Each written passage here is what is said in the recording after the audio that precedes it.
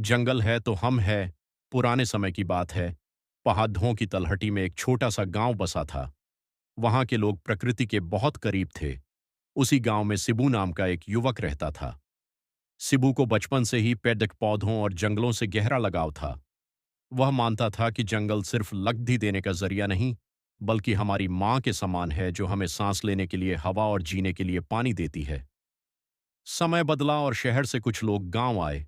उन्होंने ग्रामीणों को लालच दिया कि अगर वे जंगल के पेड़ों को काट दें तो वहां बड़ी फैक्ट्री और पक्की सड़कें बनेंगी, जिससे सबको बहुत पैसा मिलेगा।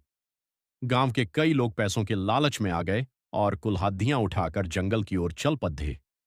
सिबू ने सबको बहुत समझाया, भाइयों, इन पेड़ों को मत काटो, ये हमें सुरक्षा देते हैं। लेकिन किसी ने उसकी बात नहीं मानी। धीरे धीरे जंगल कटने लगा।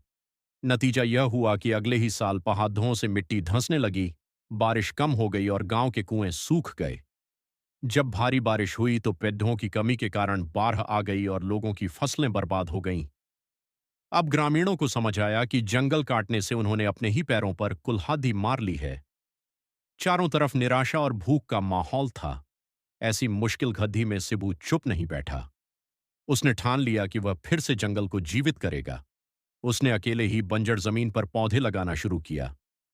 शुरू में लोगों ने उसका मजाक उड़ाया, लेकिन सिबू की मेहनत और लगन देखकर धीरे धीरे गांव के बच्चे और बुजुर्ग भी उसके साथ जुड़ गए। सिबू कहता था, एक पेड़ काटना आसान है, लेकिन उसे पालना तपस्या है। हमें अपनी आने वाली पीढ़ी के लिए यह तपस्या करनी ही होगी। कुछ साल बीत गए। सिबू और ग्रामीणों की मेहनत रंग लाई। वह बंजर इलाका फिर से हरा भरा हो गया। पक्षियों की चहचहाहट वापस आ गई और गांव के जल स्तर में भी सुधार हुआ। अब वह गांव पूरे इलाके के लिए एक मिसाल बन चुका था।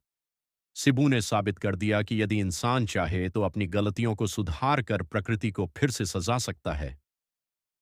कहानी की सीख। इस कहानी से हमें यह शिक्षा मिलती है कि प्रकृति का संरक्षण ही मानव जीवन का संरक्षण है। अगर हम आज पेड़ों को बचाएंगे तो कल प्रकृति हमें बचाएगी।